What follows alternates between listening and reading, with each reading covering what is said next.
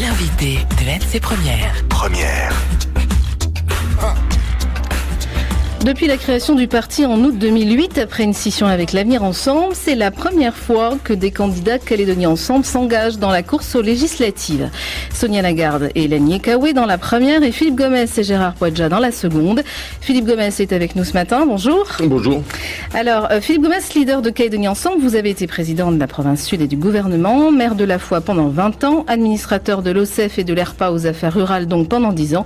Aujourd'hui dans l'opposition au gouvernement dont vous êtes également membre. L'invité de MC Première. Et je rappelle aux auditeurs qu'ils pourront poser leurs questions tout à l'heure à partir de 7h15 à Philippe Gomès. Philippe Gomès, est-ce que cette longue expérience en brousse qui vous pousse à vous présenter dans la seconde circonscription ou il y a d'autres raisons ? Non, bien sûr. Je crois que si j'ai une légitimité par rapport au mandat que j'ai exercé, elle se situe dans l'intérieur du pays. C'est vrai que j'ai appris mon métier au travers du plus beau des mandats, qui est le mandat de maire, dans une petite commune de Brousse, la commune de la Foi, une commune qui comporte 4 tribus, qui comporte ses vallées avec ses exploitations agricoles. Et je crois que quand on a 30 ans, ce qui était mon cas lorsque j'ai exercé ces responsabilités, qu'une population aussi diverse que celle de cette petite commune vous fait confiance, ça marque à jamais la manière dont vous faites de la politique et dont vous appréhendez l'avenir du pays. Et donc, oui, cette première expérience politique, qui a duré 20 ans, de 30 à 50 ans, a été probablement pour moi extrêmement formatrice et elle conditionne aujourd'hui mon rapport à la politique et à l'avenir du pays. En 2007, vous étiez sous la bannière Avenir Ensemble et vous étiez candidat dans la première circonscription. Oui, en 2007, c'est Harold Martin qui avait aussi à l'époque une légitimité véritable, qui était candidat, lui, dans la deuxième circonscription. D'autre part, au titre de Calédonie Ensemble, on a des candidats de talent dans la première qui était possible, c'est-à-dire Nouméa. Je pense à Frédéric de Grélan, je pense à Philippe Dunoyer, je pense à Sonia Lagarde. C'est Sonia Lagarde qui a été retenue et je crois que c'est une femme de conviction, de caractère, qui a à 2 reprises été tête de liste aux élections municipales à Nouméa en 2001 et en 2008. C'est quelqu'un qui a le pays profondément ancré dans son cœur. C'est une Calédonienne de cœur, une Calédonienne de conviction et je crois que nous ne pouvions pas avoir à Calédonie Ensemble de meilleur choix que celui de Sonia pour mener la bataille dans la première circonscription contre Gaël Liano. Calédonie Ensemble a récemment déclaré que ces législatives sont un référendum pour ou contre la coalition RUM-PUCé et l'indépendance association en 2014. Vous croyez au vote sanction ? Je ne crois pas au vote sanction. La question, elle n'est pas là. La question, elle est que ce qui se passe depuis 3 ans n'a été dit à personne. Est-ce qu'on vous a dit à vous, en 2009, que au lieu du pacte républicain, qui était ce qui était avancé par le rassemblement UMP à l'époque, il ne ferait pas le RIMP un pacte républicain, mais un pacte avec les indépendantistes, avec LKU en l'espèce, du Parti travailliste, et Charlie Pidgeot de l'Union calédonienne.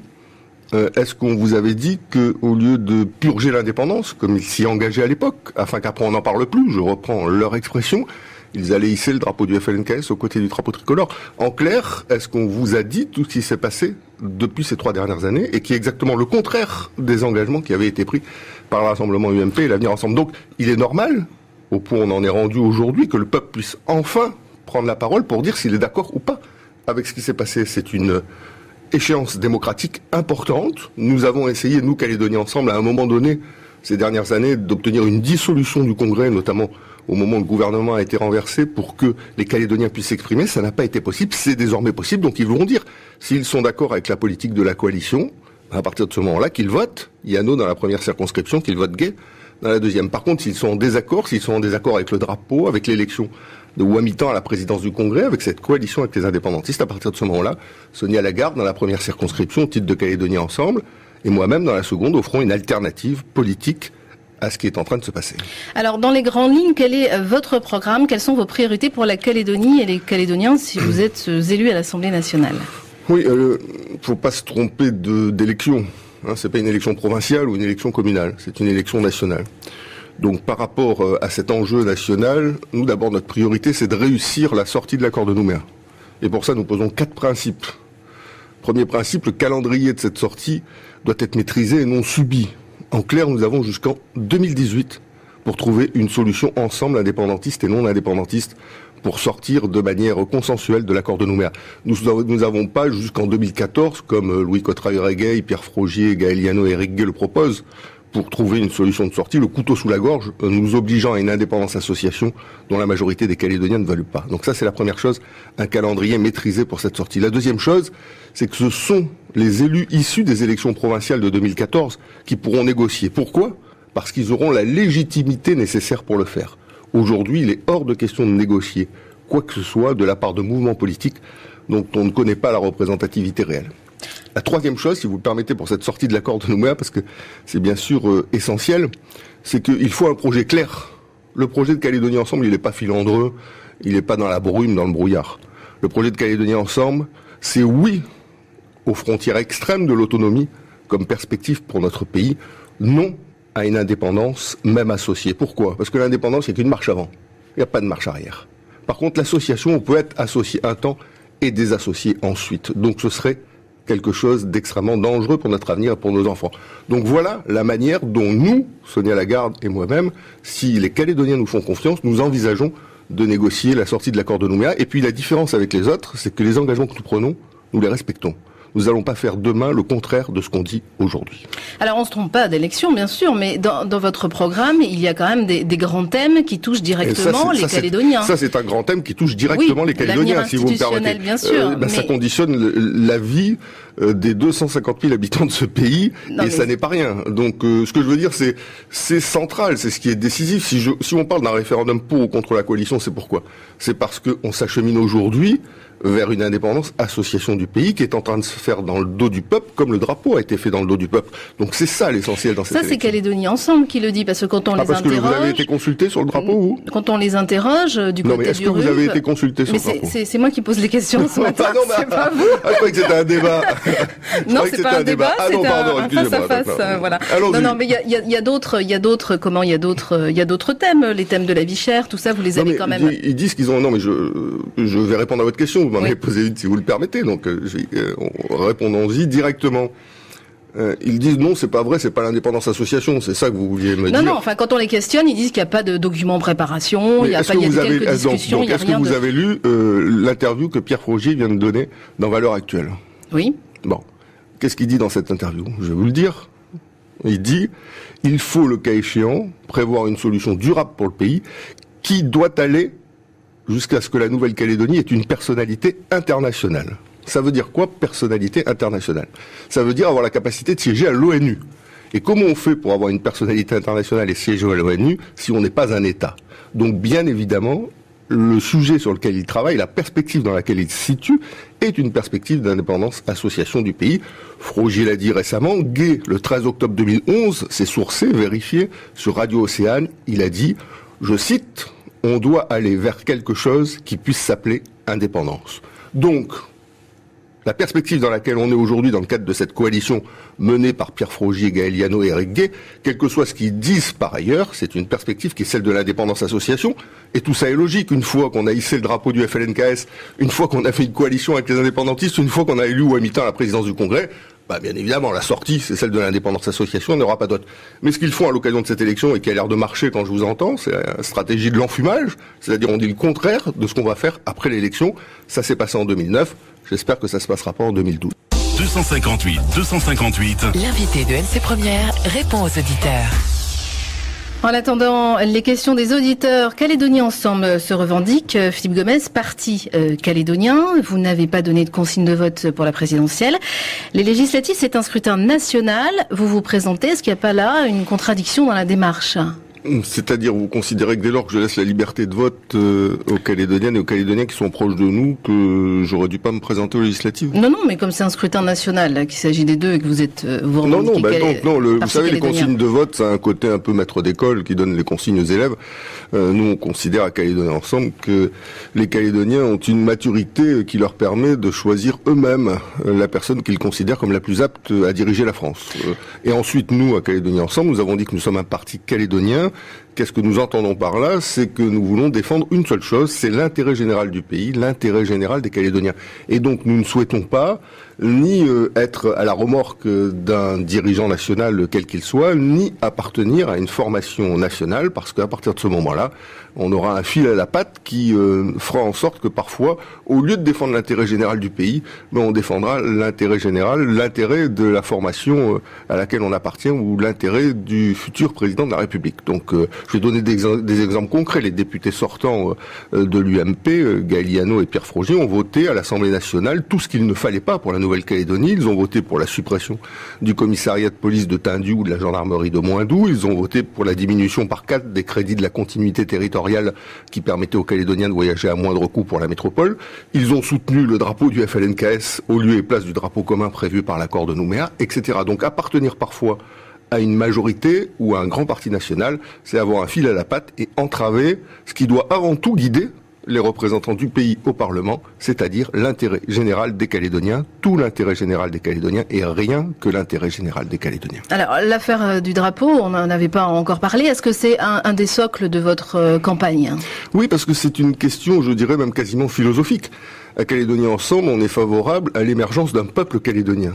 On est favorable à ce que nous ne soyons plus dans ce pays plusieurs peuples ayant eu des histoires heurtées qui cohabitent les uns à côté des autres, dans une sorte de devoir vivre ensemble, mais qu'au contraire, on participe à l'émergence d'un véritable vouloir vivre ensemble. Et pour nous, ce vouloir vivre ensemble doit être incarné par un drapeau commun, c'est-à-dire un drapeau qui rassemble tous les Calédoniens et pas un drapeau qui coupe le pays en deux. D'autant plus que ce drapeau commun, c'est le drapeau prévu par l'accord de Nouméa qui explicite que nous devons rechercher un signe identitaire qui incarne l'identité kanak et le futur partagé entre tous. C'était une manière de rassembler les Calédoniens au-delà de leur cercle idéologique ou de leur appartenance ethnique. Cette formidable occasion a été hélas manquée parce que le drapeau du FLNKS a été imposé à l'ensemble du pays et depuis lors c'est source bien évidemment de tensions et d'incompréhension. Donc oui, la première des actions que nous engagerons, Sonia Lagarde et moi-même, si les Calédoniens nous font confiance, c'est de faire inscrire par l'État à l'ordre du jour du prochain comité des signataires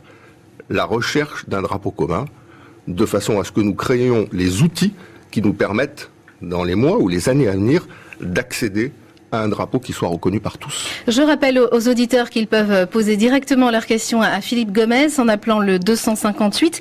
258. Philippe Gomez, comment mobilisez-vous les électeurs sur le terrain dans la mesure où, on le sait, les scrutins nationaux ne mobilisent pas très très bien les Calédoniens, 55% en moyenne de participation pour les législatives.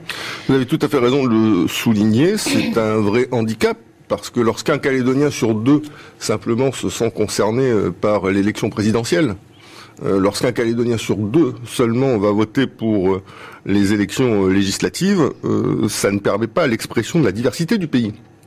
En clair, si à l'occasion des prochaines élections législatives, les deux députés sont une nouvelle fois deux députés du RIMP qui se surajouteront aux deux sénateurs du RIMP, c'est-à-dire que la seule et unique voix que l'État entendra au sein du Parlement de la République française sera la voix du RIMP qui représente moins de 15% des inscrits du pays, ce sera véritablement pour la Nouvelle-Calédonie une mauvaise chose. Donc il faut qu'une autre voix puisse être portée à l'Assemblée nationale, une autre voix auprès de l'État, une voix qui exprime les attentes des Calédoniens, et Calédonie Ensemble, qui est la deuxième force politique du pays, doit pouvoir accéder à cette possibilité de porter la voix des Calédoniens à l'Assemblée nationale.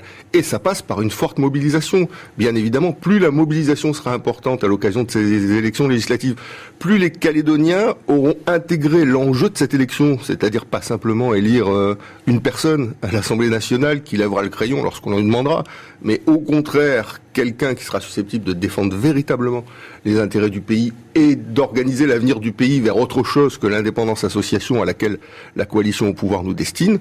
Plus cet enjeu aura été compris, plus la mobilisation sera forte et plus, à mon avis, la voix de Calédonie Ensemble, au travers de Sonia Lagarde et le cas échéant de votre serviteur, pourra se faire entendre dans les couloirs du Palais Bourbon.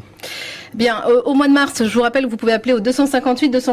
On avait un appel, mais raccroché. Bon, au mois de mars, le procureur a requis une peine de 6 mois de prison avec sursis, une forte amende pour prise illégale d'intérêt dans l'affaire des climatiseurs de gros.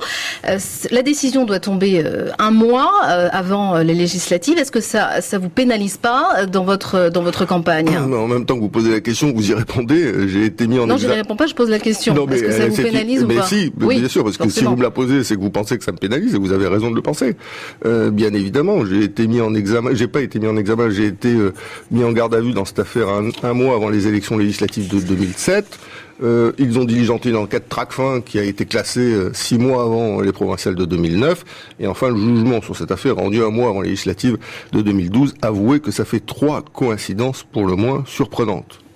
En ce qui me concerne, j'ai dans cette affaire-là la sérénité qu'on doit avoir lorsque on n'a pas fait d'acte répréhensible. Il y a 2 juges d'instruction à 2 moments différents ces 6 dernières années qui ont instruit le dossier pendant plusieurs mois et qui ont tous les 2 refusé de me mettre en examen. Pour quelle raison? Parce qu'ils considéraient qu'il n'y avait pas les éléments qui conduisaient à ce que j'ai commis un délit dans ce dossier-là. Et donc, il n'y a pas de raison que je ne pense pas aujourd'hui qu'un tribunal indépendant décide différemment de ce qu'ont décidé 2 juges d'instruction qui étaient 2 magistrats expérimentés et indépendants. Donc voilà pourquoi la décision du 7 mai, je l'attends avec sérénité. Alors avant de retrouver Léon, qui est donc au standard, juste rebondir sur ce que vous venez de dire. Votre avocat a demandé la relaxe vous concernant. Oui. Si vous êtes condamné, vous faites quoi ? Est-ce que vous maintenez votre candidature aux législatives ? Oui, bien sûr. Ça va de soi que, en ce qui me concerne, à partir du moment où 2 juges d'instruction ont considéré que dans cette affaire-là, je n'avais rien à me reprocher, je vois pas pourquoi le tribunal en déciderait différemment. Deuxièmement, le procureur, comme vous l'avez souligné, a requis dans cette affaire, mais c'est surtout abstenu de requérir une peine d'inéligibilité. Alors, faudrait savoir, soit j'ai fait quelque chose qui est pas bien, à partir de ce moment-là, faut me rendre inéligible, faut pas me permettre de présenter aux élections, soit ça n'est pas le cas, et à partir de ce moment-là, il faut me relaxer. Donc là, on a l'impression qu'ils sont obligés d'habiller 6 années de procédure en requérant quand même quelque chose. J'espère que le tribunal, lui, aura la même attitude que les 2 juges d'instruction précédents et en toute indépendance décidera la relaxe, ce qui me paraît la moindre des choses dans ce dossier-là. On retrouve Léon qui est au standard et qui souhaite vous poser une question, Philippe Gomez. Bonjour Léon. Bonjour madame. Oui. Bonjour Léon. Bonjour monsieur Gomez. Je voulais vous dire une chose. Vous parlez d'un drapeau commun. Vous parlez d'un drapeau commun, mais je vais vous dire une chose. Moi, je suis quelqu'un que j'ai vécu à Wallis pendant 34 ans. Je suis né à Kanak. Que j'ai vécu à Wallis. Et à Wallis, il y a le drapeau de la Villois et il y a le drapeau français. À Tahiti, il y a le drapeau de Tahitien et il y a le drapeau français. Et ici, en Nouvelle-Calédonie, le drapeau français, c'est pour tous les Français. Même le Kanak, il a le drapeau français. Tout le monde a le drapeau français. Pourquoi vous cherchez un drapeau commun alors qu'il y a le drapeau français qui est déjà, c'est pour tous les Français qui sont ici. Donc, moi, je pense que ce qui a été dit par tout le monde, par le président, par tout le monde, ils ont dit que je pense à Léon, quelle est votre question là? Parce que Philippe Gomez... Il a dit que, oui, le drapeau, les 2 seuls drapeaux qui peuvent flotter en Nouvelle-Calédonie, c'est le drapeau français qui est pour tout le monde et le drapeau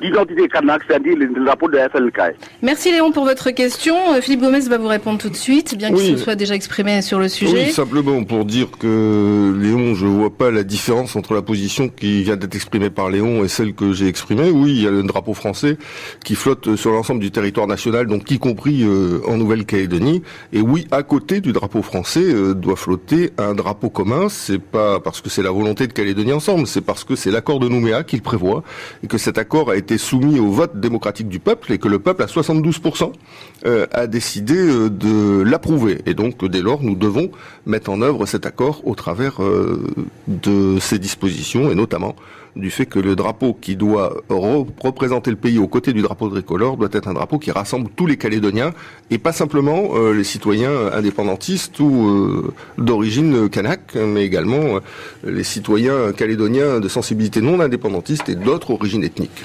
Alors Philippe Gomes, le FNKS, dont le bureau politique se réunit aujourd'hui, pourrait, si tout le monde se met d'accord, désigner un unique candidat indépendantiste. Est-ce que ça vous inquiète ?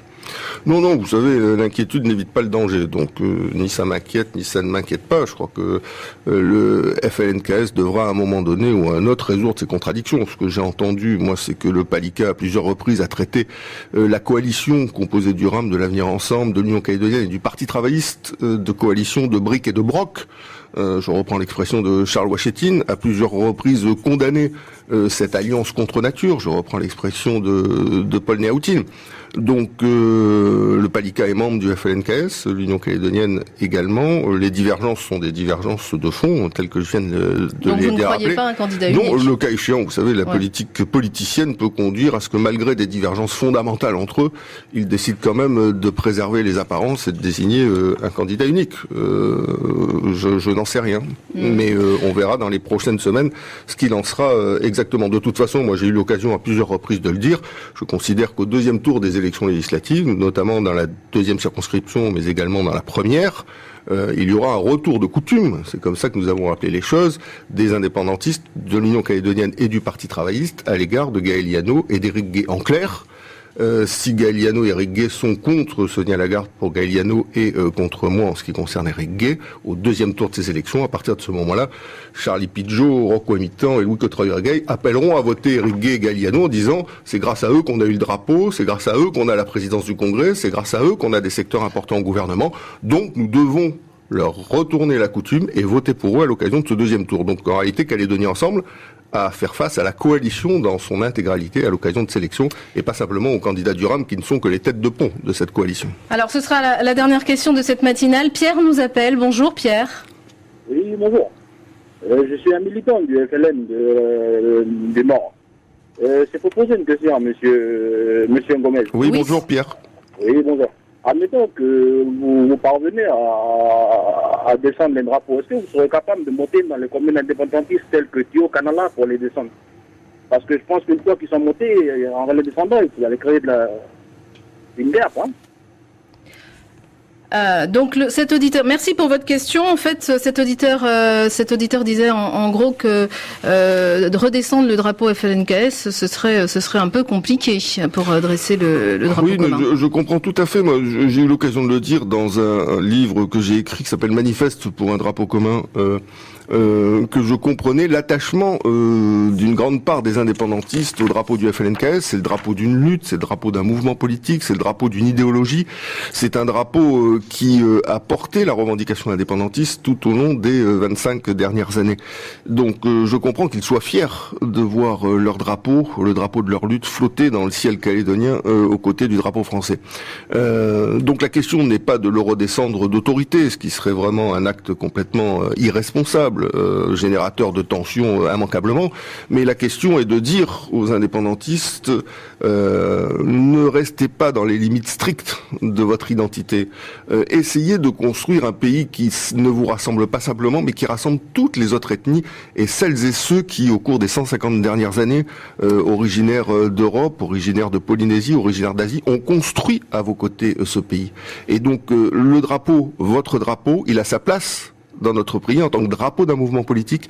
Il a sa place au fronton des institutions dans lesquelles les indépendantistes sont majoritaires comme marque de l'indépendantisme kanak. Mais le drapeau du pays, c'est quelque chose d'autre. C'est quelque chose qui ne doit pas nous ramener vers le passé, mais nous projeter vers l'avenir. Donc faites cet effort de partager un drapeau ensemble, pas simplement avec le FLNKS, mais avec tous les Calédoniens, quelle que soit leur origine. Philippe Gomes, merci d'être venu ce matin. Merci à vous, merci pour votre invitation.